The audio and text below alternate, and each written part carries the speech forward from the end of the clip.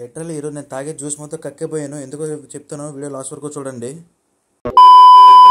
ఈరోజు క్యాంటీన్ నుంచి కాల్ వచ్చింది, tower AC complaint. So senior technician తీసుకుని బయలుదేరాను. ఈ లొకేషన్ మీకు ఎక్కడో తెలిస్తే కామెంట్ సెక్షన్లో కామెంట్ చేయడం మాత్రం మర్చిపోకండి.